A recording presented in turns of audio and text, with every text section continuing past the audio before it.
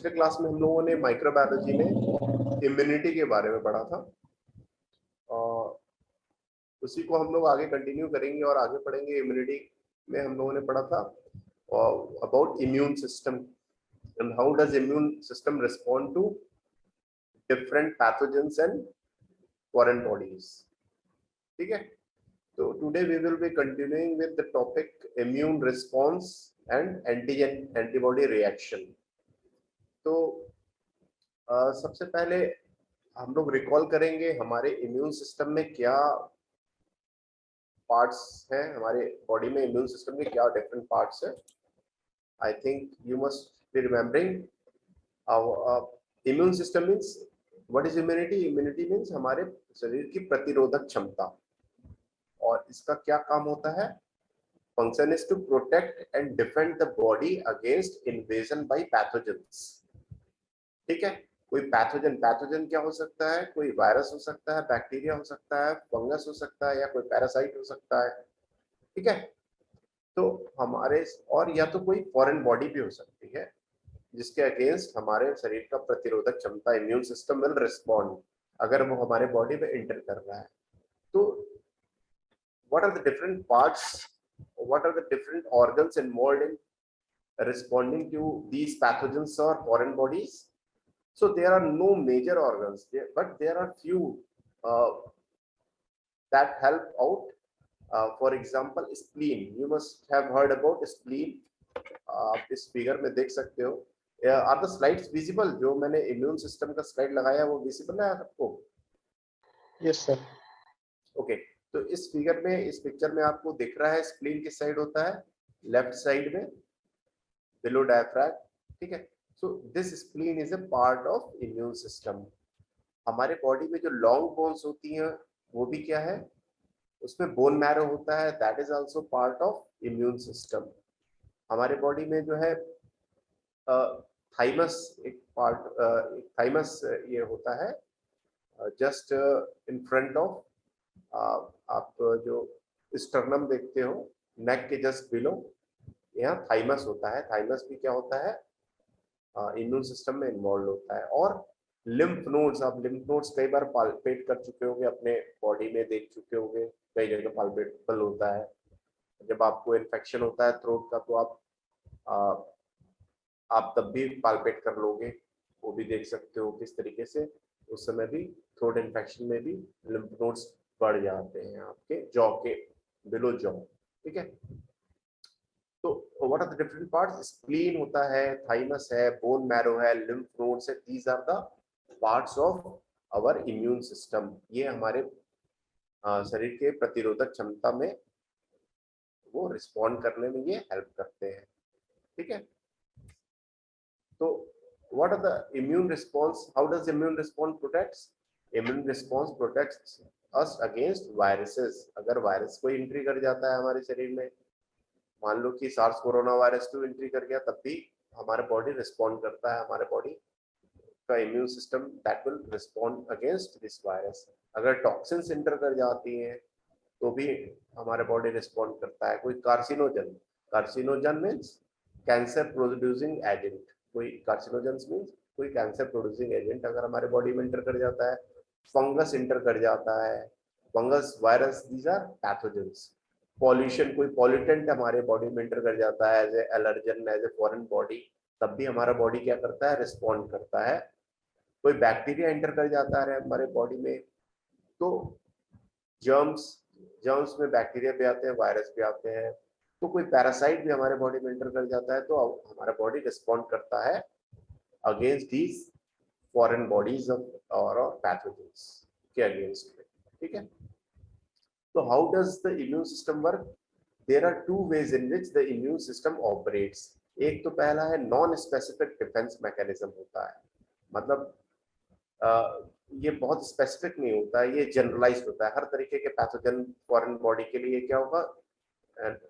सबके लिए ये कॉमनली काम करता है। ठीक है, जैसे कि skin, mucus membrane, mucus membrane के बाहर जो सीलिया होता है, टीयर्स, स्टमक का जो एसिड होता है hydrochloric acid, these are non specific defence mechanism. कोई भी फॉरेन बॉडी या पैथोजन हमारे बॉडी में एंटर करना चाहे जिस किसी भी रूट से, तो ये जिस रूट में प्रेजेंट होंगे वो डिफेंड करेंगे उस फॉरेन बॉडी और पैथोजन को हमारे बॉडी में एंटर करने से। ठीक है, तो दूसरा होता है, पहला हो गया नॉन स्पेसिफिक डिफेंस मैकेनिज्म, जो कि सबके लिए बराबर होगा। ठीक है, दूसरा है specific defence mechanism. Specific defence mechanism में क्या होता है, fights off infection once the pathogen gets inside the body. जैसे कि व्हाइट ब्लड सेल्स जो है, व्हाइट ब्लड सेल्स जो होते हैं वो स्पेसिफिक डिफेंस मैकेनिज्म में, हमारे ब्लड में जो व्हाइट ब्लड सेल्स होते हैं वो स्पेसिफिक डिफेंस मैकेनिज्म में वो हेल्प करते हैं। तो दो तरीके से हम इम्यून रिस्पॉन्स, हमारा इम्यून सिस्टम ऑपरेट करता है, नॉन स्पेसिफिक डिफेंस मैकेनिज्म के द्वारा और दूसरा होता है स्पेसिफिक डिफेंस मैकेनिज्म के द्वारा। तो इम्यूनिटी दो तरीके की हो सकती है, पहली इननेट या इनबॉर्न, मतलब वो जब बच्चा पैदा होता है तब से उसके पास, ह्यूमन बींग्स में हमारे पास तब से अगर इनबॉर्न अगर है तो उसको हम क्या बोलते हैं, नॉन स्पेसिफिक या इननेट इम्यून सिस्टम।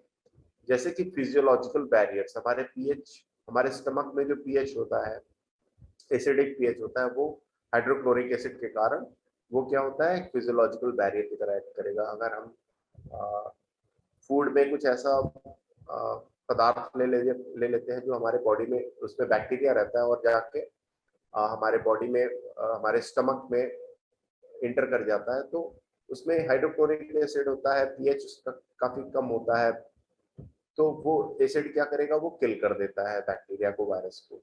तो दिस एक्ट्स एज ए, हमारे बॉडी में जो स्टमक में जो हाइड्रोक्लोरिक एसिड होता है उसके कारण जो लो पीएच होता है वो डिफेंड करता है, किल कर देता है फॉरेन बॉडी को, फॉरेन बैक्टीरिया को, वायरस को, वो क्या करेगा, किल कर देगा।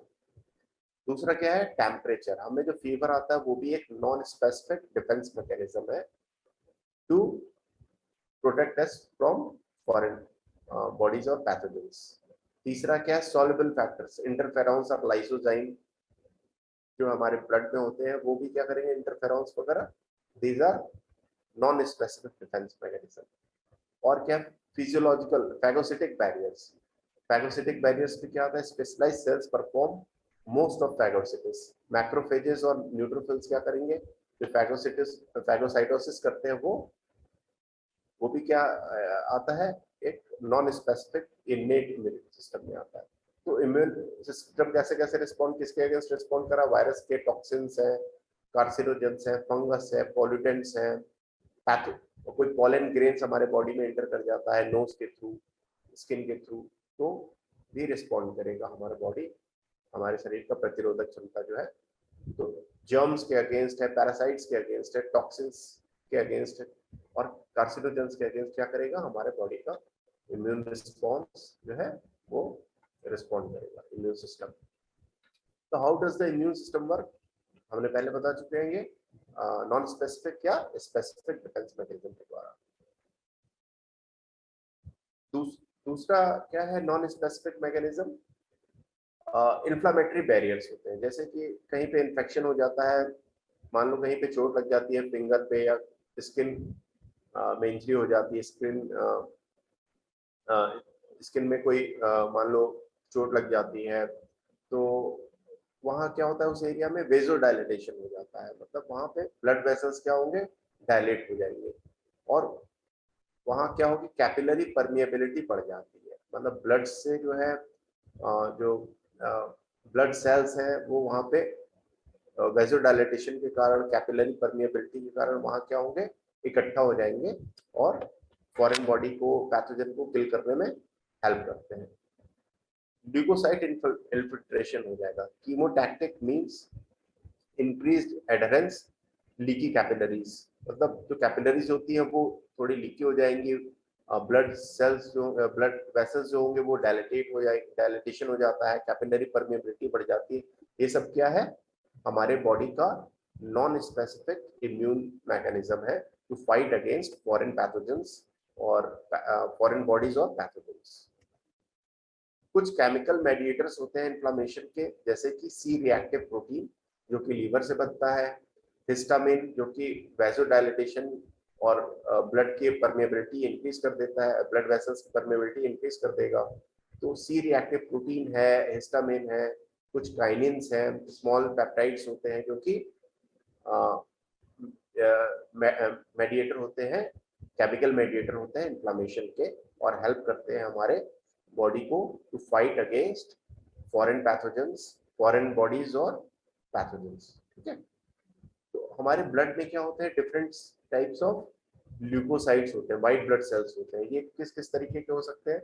एक हेल्दी इंडिविजुअल में अगर हम लोग देखते हैं तो ब्लड में लगभग 60% न्यूट्रोफिल्स होते हैं। व्हाइट ब्लड सेल्स को हम लोग अगर डिवाइड करें डिफरेंट टाइप्स में, तो वो किस तरीके से हो सकते हैं कि हेल्दी इंडिविजुअल में क्या क्या उसका प्रतिशत होगा, वो इस प्रकार है। 60%, लगभग 60% ऑन एन एवरेज न्यूट्रोफिल्स होते हैं, जो कि 50 to 70% के रेंज में जाएंगे एक नॉर्मल हेल्दी इंडिविजुअल में। इओसिनोफिल्स कितना होता है व्हाइट ब्लड सेल्स का पार्ट? लगभग 3%। It can range from 0 to 5%। Basophils क्या हो सकते हैं? That can vary from 0 to 2%। On an average they are 0.5%। ठीक है, लगभग एक हेल्दी इंडिविजुअल में जो ब्लड में व्हाइट ब्लड सेल्स होते हैं उसमें 5% मोनोसाइट्स होते हैं, और that can range from 1 to 9%। एक हेल्दी इंडिविजुअल में कितने लिम्फोसाइट्स होंगे? 30% लगभग। व्हाइट ब्लड सेल्स का कितना पार्ट होगा? 30% होते हैं लिम्फोसाइट्स। तो this is the normal distribution of white blood sales in an healthy individual. Healthy individual का ब्लड अगर हम लोग सीबीसी कराते हैं, तो आप लोग सब लोग जानते होंगे सीबीसी हम लोग एक टेस्ट कराते हैं। All of you know or know not? Ratan, Yes. You know CBC कराते हैं हम लोग, white blood cells differential count कराते हैं ब्लड का। तो Yes. उसमें हम लोग कई बार आप अगर देखोगे ब्लड सेल का रिपोर्ट देखोगे, ब्लड का रिपोर्ट देखोगे सीबीसी का, तो उसमें डिफरेंशियल काउंट होता है। वो डिफरेंशियल काउंट क्या होता है? जो डब्ल्यूबीसी को डिफरेंट टाइप्स में हम लोग डिवाइड कर देते हैं कि भाई उसमें कितने परसेंट न्यूट्रोफिल्स है, कितने परसेंट इओसिनोफिल्स है, कितने प्रतिशत जो है बेसोफिल्स है, मोनोसाइट्स कितना है, लिम्फोसाइट्स कितना है। तो उसी के बेसिस पे हम लोग क्या करते हैं, हम लोग सस्पेक्ट करते हैं किस तरीके का इन्फेक्शन है। जैसे कि बहुत ज्यादा इओसिनोफिल्स बढ़े हुए हैं, मान लो 6-7 परसेंटेज है, तो हम लोग क्या सस्पेक्ट करेंगे? तो कोई पैरासिटिक इन्फेक्शन हो सकता है हो। ठीक है, तो और न्यूट्रोफिल्स बहुत ज्यादा बढ़े हुए हैं, तो हम लोग क्या सस्पेक्ट करेंगे? भाई हो सकता है कोई बैक्टीरियल इन्फेक्शन हो सकता है। मतलब इसी के परसेंट के डिस्ट्रीब्यूशन के हिसाब से हम लोग एक अंदाजा लगाते हैं कि किस तरीके का इन्फेक्शन हो सकता है। ठीक है, तो this is the differential count of white blood sales. WBC का डिफरेंशियल काउंट है कह लो एक हेल्दी इंडिविजुअल में। ठीक है, this is the picture showing. ये देखो क्या है, अगर हम लोग ब्लड सेल्स का स्मेयर बनाते हैं, हम ब्लड का स्मेयर बनाते हैं स्लाइड पे और उसको लिस्मान से स्टेन करते हैं, एक स्टेनिंग मेथड होता है, तो हम लोग को ये न्यूट्रोफिल किस तरीके के दिखते हैं? ये देखिए, दिस इज न्यूट्रोफिल। ठीक है, इस तरीके का न्यूट्रोफिल दिखेगा अगर हम लोग जो ब्लड है हमारा उसका स्मीयर बना के स्लाइड पे लिस्मान स्टेन करके देखते हैं। और ये जो आसपास दिख रहा है ये सब क्या है? रेड ब्लड सेल्स हैं, आरबीसी हैं। ये बीच में क्या है इतना बड़ा? ठीक है, इतना बड़ा क्या है? ये देखो इसका इतने लोब्स है, इसके न्यूट्रोफिल्स में इतने तरीके के लोब्स होते हैं, मल्टी लोब होता है। ठीक है, तो ये क्या है? न्यूट्रोफिल है। और आसपास क्या है? ये रेड ब्लड सेल्स है। बीच में देखो आप, इसमें क्लियरिंग है, these are red blood cells, और बीच में ये है न्यूट्रोफिल। और ये देखो इस पिक्चर में आप देख सकते हो नीचे ये क्या है? ये प्लेटलेट इस तरीके के दिखते हैं, ये आरबीसी है, ये प्लेटलेट है। और ये ऐसा दिखेगा, वो क्या है? एक लोब, दो लोब, तीन, चार, 4 से 5 लोब ऐसे दिख रहे हैं, तो वो क्या है?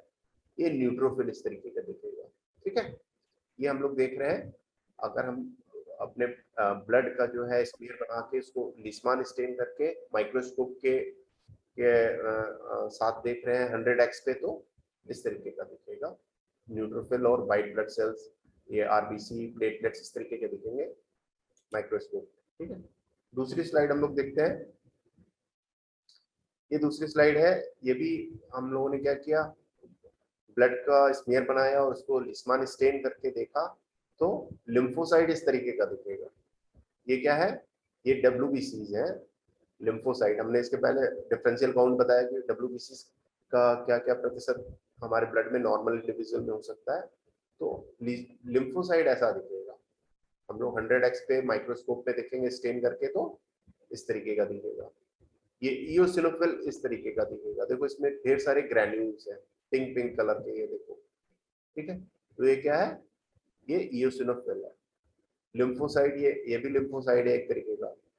ये देखो न्यूट्रोफिल, 1 2 3 4 लोग हैं इसमें, ये न्यूट्रोफिल है, ये इयोसिनोफिल है। तो ये हम लोग स्टेन करके देखेंगे तो ब्लड में हमें इस तरीके का दिखेगा।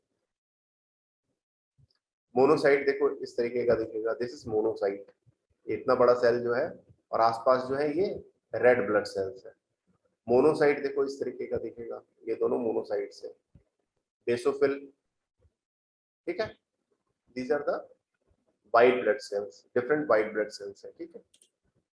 तो हमारे सेल इम्यून सिस्टम के क्या डिफरेंट सेल्स हैं? Cells of immune system, lymphocytes. Lymphocyte भी क्या है? एक प्रकार का WBC है, वाइट ब्लड सेल है, जो डिफरेंशियल काउंट में हमने बताया कितना कितना परसेंटेज में होता है हमारे ब्लड में, ठीक है। तो लिम्फोसाइट क्या हो सकता है? बी सेल्स हो सकते हैं, टी लिम्फोसाइट्स और बी लिम्फोसाइट्स, दो तरीके के हैं मेजर। तो बी लिम्फोसाइट्स कहाँ मैच्योर करते हैं? बोन मैरो में। बोन मैरो कहाँ होता है?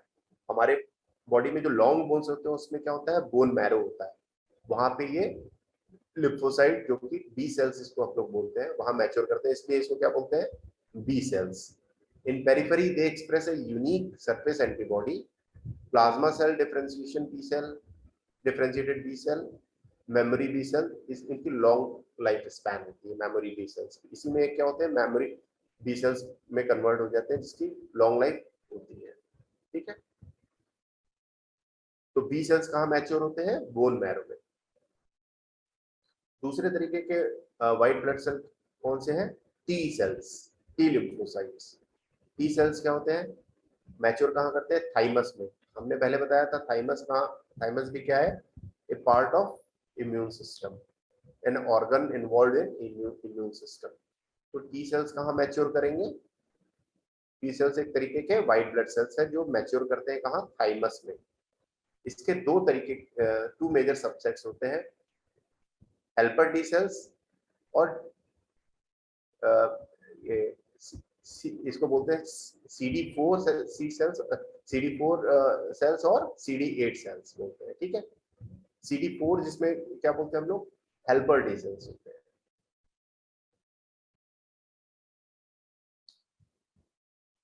ठीक है। तो टी सेल्स कहाँ मैच्योर किए? थाइमस में मैच्योर किए। तो दो तरीके के मेजर लिम्फोसाइट्स हम लोगों ने बताया, डिस्कस किया, B lymphocytes and T lymphocytes, B cells and T cells. B cells कहाँ मैच्योर कर रहे थे? बोन मैरो में। और T cells, B for bone marrow, B for B cells, okay. इसी तरीके से टी सेल्स कहाँ मैच्योर किए? थाइमस में मैच्योर किए। तो इस तरीके से हम लोग याद कर सकते हैं। So the immune response is the specific reactivity induced in a host by antigenic stimulus. जो भी हमारे बॉडी में एंटर कर रहा है पैथोजन या फॉरेन बॉडी, वो किस तरीके से एक्ट करता है? एज एन एंटीजन की तरह काम करता है और हमारे बॉडी को स्टिमुलेट करता है to respond against these foreign bodies और एंटीजन्स, ठीक है। तो कोई भी फॉरेन बॉडी या पैथोजन, कोई बैक्टीरिया, कोई वायरस हमारे बॉडी में अगर एंटर करता है तो वो किस तरीके से एक्ट करता है? एंटीजन के फॉर्म में एक्ट करता है, ठीक है, जो कि इंड्यूस करता है हमारे इम्यून सिस्टम को टू प्रोड्यूस डिफरेंट एंटीबॉडीज और to respond specifically in different way. For the generation of immune response, antigen must interact with and activate a number of different cells. In addition, these cells must interact with each other. It is generally equated with the protection against invading microorganisms in infectious disease. तो infectious disease किस किस कारण से हो सकता है? हो सकता है वायरस के कारण हो जाए, बैक्टीरिया हो जाए इंटर हमारे बॉडी में और मल्टीप्लाई करे और इन्फेक्शन को प्रोड्यूस कर दे। हो सकता है कोई फंगस हमारे बॉडी में एंटर कर जाए किस तरीके से, ठीक है। तो वायरस, बैक्टीरिया, फंगस, पैरासाइट्स, ये क्या करेगा, फॉरेन बॉडी और पैथोजन के फॉर्म में काम करेगा और इन्फेक्शियस डिजीज प्रोड्यूस कर सकता है, जिसके अगेंस्ट क्या करेगा, हमारा इम्यून सिस्टम रिस्पॉन्ड करेगा। The immune response has a much wider scope and includes reaction against any antigen living और नॉन लिविंग। तो हमारा इम्यून रिस्पॉन्स ऐसा नहीं है कि लिविंग ऑर्गेनिजम्स के अगेंस्ट ही रिएक्ट करेगा, हो सकता है नॉन लिविंग ऑर्गेनिजम्स, जैसे नॉन लिविंग थिंग्स, कोई पॉलन ग्रेन भी एंटर करता है एज ए फॉरेन बॉडी, तो उसके अगेंस्ट भी क्या करता है, हमारा इम्यून सिस्टम रिस्पॉन्ड करता है। It may lead to consequences that are beneficial, indifferent or injurious to the host as well. मतलब ऐसा हो सकता है कि कोई फॉरेन बॉडी इंटर किया हमारे बॉडी में और हमारा बॉडी रिस्पॉन्ड किया, जो कि हमारे बॉडी के लिए भी क्या हो सकता है, कई बार इंजरी प्रोड्यूस कर सकता है। जैसे हाइपर सेंसिटिविटी रिएक्शंस जो होते हैं, बहुत से एलर्जीज होती हैं, देखते हो वो होती तो पैथोजन और एलर्जन के अगेंस्ट है, लेकिन वो हमारे बॉडी को भी क्या करती है, नुकसान पहुंचाती है कई बार। तो immune system controls the immune responses. तो इस हमारे इम्यून सिस्टम में क्या क्या आता है, हमने पहले भी बताया, स्प्लीन, ठीक है, लिम्फ नोड्स, लिम्फेटिक सिस्टम में, लिम्फेटिक चैनल में पूरे क्या होता है, कई जगह लिम्फ नोड्स होते हैं। देखो ग्रोइन्स के रीजन में होगा, एक्सिला के रीजन में होता है, ठीक है, नेक के रीजन में होगा, ठीक। तो ये पूरे लिम्फेटिक सिस्टम में, लिम्फेटिक सिस्टम एक होता है, अदर देन ब्लड वेसल्स के अलावा एक सिस्टम हमारे बॉडी में होता है जिसको लिम्फेटिक सिस्टम बोलते हैं, ठीक है। उस लिम्फेटिक सिस्टम में कई जगह पे ऐसे चैनल्स बने रहते हैं जो छोटे छोटे को नोड्स बोलते हैं, लिम्फ नोड्स बोलते हैं, जहाँ की जो कि एक्ट करता है, लिम्फ नोड एक्ट करता है as a part of immune system. तो जो हमारे जो टॉन्सिल्स होते हैं, एडिनॉइड्स होते हैं, ठीक है, और लिम्फ नोड्स होते हैं, ये सब क्या करते हैं, these are parts of immune system. Spleen है, बड़े लॉन्ग बोन्स के जो बोन मैरो है, ठीक है, ये सब क्या करते हैं, these are parts of immune system. What are the different parts, adenoids हो गया, टॉन्सिल्स हो गए, थोरैसिक डक्ट में जो लिम्फेटिक सिस्टम है, लिम्फ नोड्स है, बोन मैरो है, स्प्लीन है, ये सब क्या है, these are parts of immune system. तो इम्यूनिटी कितने तरीके की हो सकती है, इम्यूनिटी को मेजर तरीके से हम लोग दो मेजर पार्ट्स में डिवाइड कर सकते हैं। एक तो हो गई एडेप्टिव इम्यूनिटी, दूसरी क्या है, इन्नेट इम्यूनिटी। इन्नेट हमने पहले बताया, innate means inborn immunity, innate immunity means inborn, और एडेप्टिव इम्यूनिटी जो है वो है क्या, हम लोगों ने जो एक्वायर की है। एक्वायर कैसे कर सकते हैं, हो सकता है वो नेचुरली एक्वायर कर रहे हैं या आर्टिफिशियल तरीके से एक्वायर कर रहे हैं। तो एडेप्टिव इम्यूनिटी दो तरीके की हुई, natural immunity and artificial immunity. जो नेचुरल इम्यूनिटी है एडेप्टिव में, वो क्या हो सकती है, पैसिव इम्यूनिटी और active. Natural passive, natural passive क्या है, जैसे कि माँ के पेट में बच्चा मान लो है, फीटस है, उसको क्या होता है, ब्लड के थ्रू कुछ एंटीबॉडीज उसके पास चली जाती हैं, और जब वो पैदा होता है इन न्यू बॉर्न, जब ब्रेस्ट फीडिंग होती है, तो ब्रेस्ट मिल्क के थ्रू क्या होता है, उसमें कुछ एंटीबॉडीज चली जाती है। तो this is passive natural immunity, ठीक है। दूसरा है एक्टिव नेचुरल इम्यूनिटी। वो कैसे प्रोड्यूस होती है, वो कैसे जनरेट होती है, बाय इन्फेक्शन। इन्फेक्शन के कारण, मान लो किसी कोई वायरल इन्फेक्शन हो गया, ठीक है, तो वो क्या करेगा, एंटीबॉडीज प्रोड्यूस कराता है हमारे बॉडीज में, और that acts as a part of active natural immunity. तो एक हो गई एडेप्टिव में नेचुरल हो गया। दूसरा क्या, एडेप्टिव में आर्टिफिशियल इम्यूनिटी। आर्टिफिशियल कैसे इम्यूनिटी हो सकती है, जो हम लोग वैक्सीन लेते हैं, वो क्या होती है, वैक्सीन भी दो तरीके से होता है कि भाई हम लोग या तो फॉरेन एंटीजन कुछ दे देते हैं मान लो, या एटेन्यूएटेड ऑर्गेनिज्म को हम लोग इंटर करा देते हैं बॉडी में, तो इम्यूनाइजेशन क्या होता है, इम्यूनाइजेशन से एक्टिव आर्टिफिशियल इम्यूनिटी प्रोड्यूस करा सकते हैं हम लोग, ठीक है। और कैसे प्रोड्यूस करा सकते हैं आर्टिफिशियल, जो हम लोग एंटीबॉडीज, हम लोग इम्यूनोग्लोबुलिन अगर हम लोग इंटर कर देते हैं बॉडी में, हम लोग इंजेक्शन लगा देते हैं, कहीं एंटी वेनम्स लगाते हैं अगर, तो वो क्या होता है, पैसिव आर्टिफिशियल इम्यूनिटी, ठीक है। I think this is clear to everyone. Paras, Rakesh, Ratan, yes. इतनी सब चीजें समझ में आ रही है, इम्यूनिटी कितने तरीके की होती है, और हाँ सर, आ रही है। और different parts of immune system जो हमने बताया, स्प्लीन, लिम्फ नोड्स, हमारे जो टॉन्सिल्स हैं, एडिनॉइड्स हैं, ठीक है, बोन मैरो है, ये सब क्या है, पार्ट ऑफ इम्यून सिस्टम, ठीक है। इतना समझ में आ रहा है सबको, कुछ कंफ्यूजन है? No sir, no confusion. मान लो किसी को स्नेक बाइट हो गया, आप उसको एंटी वेनम इंजेक्शन लगा रहे हो, तो वो एक्टिव इम्यूनिटी है कि पैसिव इम्यूनिटी है? एंटी वेनम में क्या होगा, हम लोग जो एंटी वेनम लगाते हैं, मान लो किसी को स्नेक बाइट हो गया और आप उसको एंटी वेनम इंजेक्शन लगाते हो कि नहीं लगाते हो, सुना होगा ना, सब लोगों ने सुना है। जब स्नेक बाइट हो जाता है, किसी को सांप काट लेता है, उसको एंटी वेनम लगाते हैं, इंजेक्शन लगाते हैं, तो उसमें क्या होता है, एंटीबॉडीज होती है, तो वो क्या हो गया, आर्टिफिशियल पैसिव इम्यूनिटी हो गई, क्योंकि हम लोग डायरेक्टली क्या कर रहे हैं, एंटीबॉडी बनी बनाई एंटीबॉडी क्या कर रहे हैं, हम बॉडी में इंजेक्ट कर रहे हैं, तो वो आर्टिफिशियल पैसिव इम्यूनिटी हो गई।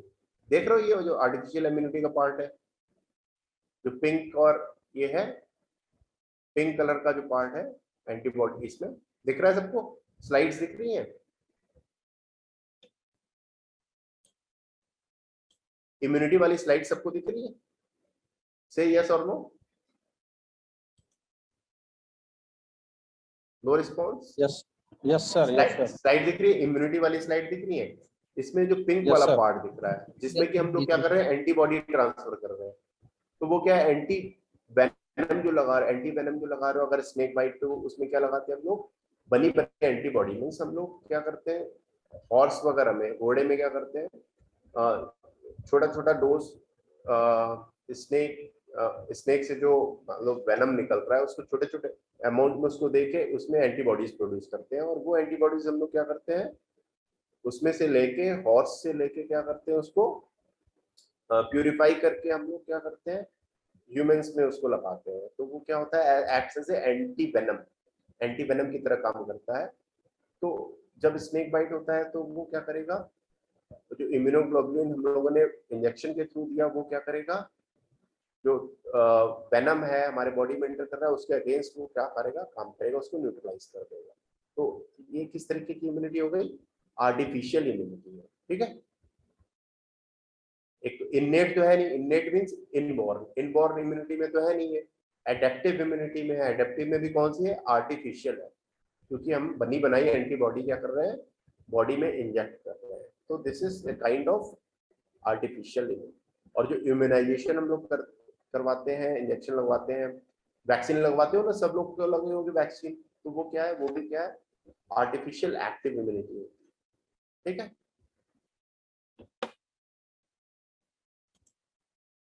इतना तक तो क्लियर होगा। Going to next slide. तो इम्यूनिटी कितने तरीके होगी, innate immunity, innate is non specific general immune response, no immunological memory होती है, तो ये भी दो तरीके की हो सकती है, या तो ह्यूमोरल या सेलुलर।